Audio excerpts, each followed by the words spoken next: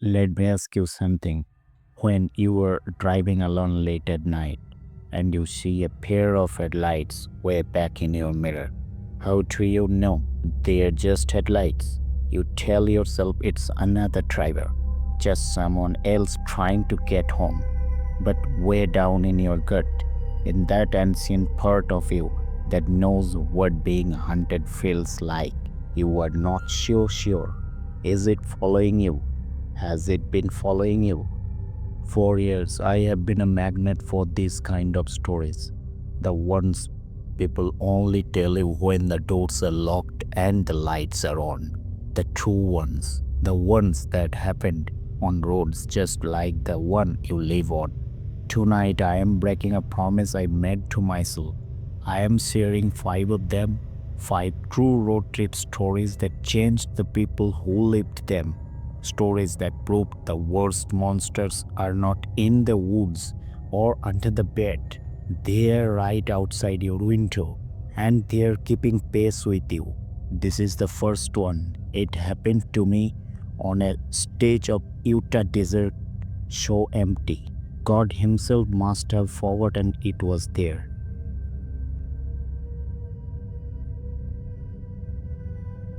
This was out in Utah. No one of those desert highways that just goes forever. Nothing but salt flats and stars. It was maybe 2 a.m. and the only sign of life was this big rig about half a mile ahead of me. For an hour it was just me and him. Then his left blinker comes on. Click, click, click. Which was weird, cause there is no third. There is literally nothing out here. It felt deliberate. And then he lays on the horn. Not a friendly, hey, but long. Panic blast. Once, twice, it just kept going. My heart just leaped into my throat. I glanced in my rearview mirror and my blood went cold. A second semi was right on my tail, its high beam flooding my whole car. I was pinned. The one in front slowing down, the one behind pushing me forward. Pure instinct took over. I slammed my foot down, my little car whining, and shot past the lead truck. As I passed, I caught a glimpse of the driver, this pale, drawn face looking down at me, not with anger, but with fear. He was scared for me. I didn't let up for 10 miles.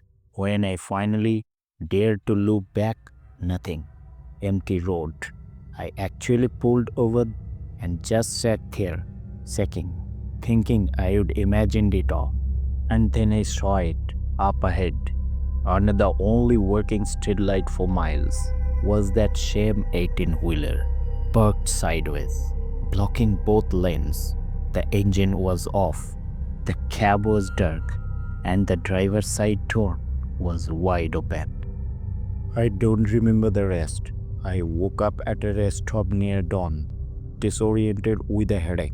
I have turned that night over in my head 1,000 times. I don't think that first trucker was trying to hurt me. I think he saw what was behind me and he was trying to get me away from it. Their experience taught me to trust my gut, but sometimes your gut doesn't get a chance to warn you. Sometimes you are already in the trap, which brings me to the second story and a shortcut I never should have taken.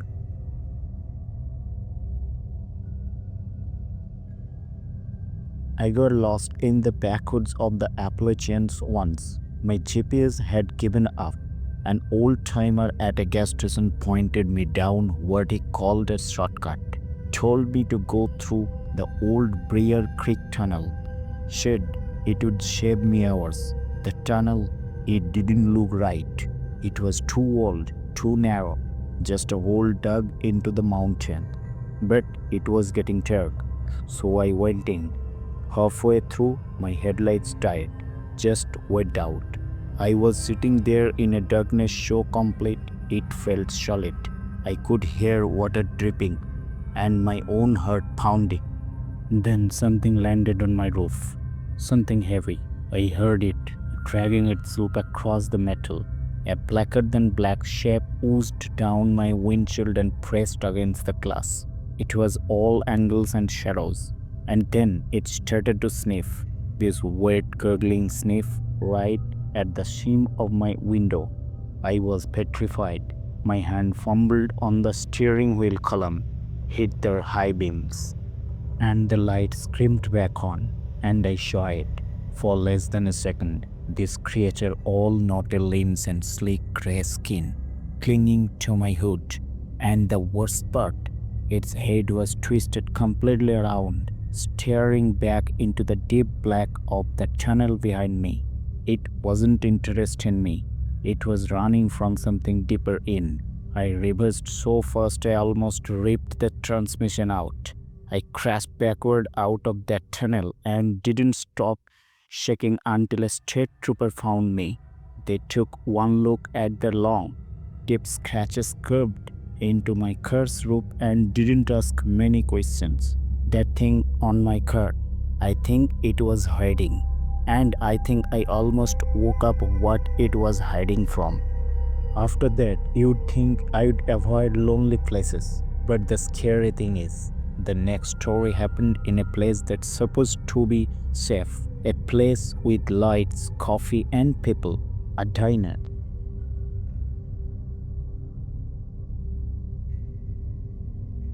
I was caught up in a downpour in Nevada. This diner, Betty's blue plate, was like a beacon. Inside it was quiet, just me and one other guy, a trucker looking tired. The waitress was nice, too nice. Her smile was plastered on, but her eyes were flat, like a doll's eyes. I ordered coffee. The trucker got up to leave. As he passed my booth, he didn't say a word, just locked eyes with me and very clearly mouthed, "Don't it? Leave now." Then he walked out into the pouring rain. I watched him run towards his truck, and then he just vanished into the sheets of water. He was there, and then he wasn't. My slice of pie arrived. The cherry filling looked wrong, too glossy, too red, like it was glowing. The waitress just stood there, watching me. "Made it fresh," she said. That's when I heard the humming from the kitchen, a single low note. I looked over. The cook, the other waitress, they were all standing at the service window, staring at me, and they were all humming that same flat note. I left cash on the table and walked out, trying not to run. In my car, I looked back. They were all at the big window now, lined up, smiling those same empty smiles. I found out later that trucker's rig was found abandoned. He is still missing, and that diner, it's been closed for years. Though some folks say if you drive past on a rainy night, you can still see the open sign glowing. The open road can feel like freedom, a fresh start. For my family, it was the start of something we couldn't leave behind. Because sometimes the horror doesn't stay on the road. Sometimes it asks for a ride.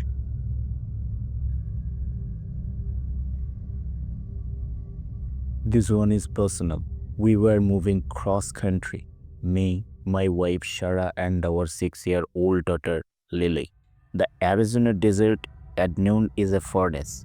We saw a hitchhiker, a man in a tan coat, no bag. "Shara has a heart of gold. He will die out here," she said. So we let him in. He said to call him Henry. He was quiet, polite. Then he looked at Lily's doll and said, "Molly's pretty name." Lily's eyes got huge. She hadn't told him the doll's name. And the car got cold instantly. Our windows fogged. Henry didn't seem to notice. He started telling Lily a story in a soft voice. A story about a little girl who got lost and lived in a car forever, playing hide and seek in the trunk. We dropped him at a crossroads, then went nowhere. He turned to Lily and smiled. "Bye now. I will see you where the road ends. That night, in our new empty house, we heard Lily laughing. She was in her closet having a tea party. 2 cups, one's for Molly, she said, and this one's for Henry. He is shy. After that, things moved. We would hear footsteps upstairs when we were all downstairs. That electric ozone smell would come and go, and Lily drew the same picture for a mouth. Our car, with 4 people in it. The fourth was a tall man in the black. We sold the car. We moved again. But last week, Lily asked me, Daddy, is Henry coming to our new house soon? He told me the best stories.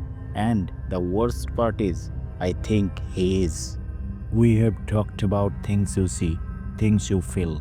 This last story, it's about something you hear, a voice on the radio that knew too much.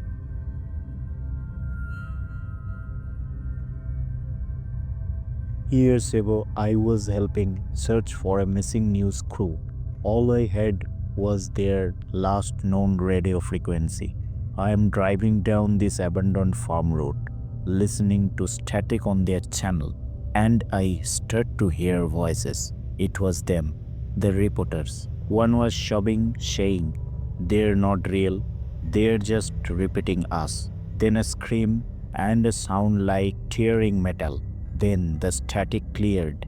A new voice came through, cheerful like an old cartoon host, but slowed down. Well, hello, traveler. It buzzed. So glad you tuned it. My headlights began to flicker in time with the voices. Then the voice started describing what I was doing. He is checking the map now. He feels nervous. Oh, he's passing the old scarecrow now. I looked up. A tattered scarecrow flew past my window. Turn left here, the voice could. And my hands, they just turned the wheel by themselves. It led me to a rotting barn. Inside was a news van, doors open, engine cold. The radio whispered, Come on in.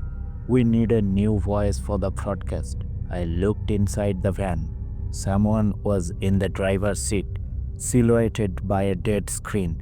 They slowly raised a hand and waved me forward. I yanked the radio's wares out. The silence was louder than any noise. I ran. The crew was never found, but sometimes, on very quiet nights, if I turn my radio to the far end of the dial, I can still hear that faint, cheerful humming. The broadcast never ended. It's just waiting for the next listener. 5 stories, 5 stretches of road I'll never forget. I am not telling you this to scare you off from ever driving. That's not it.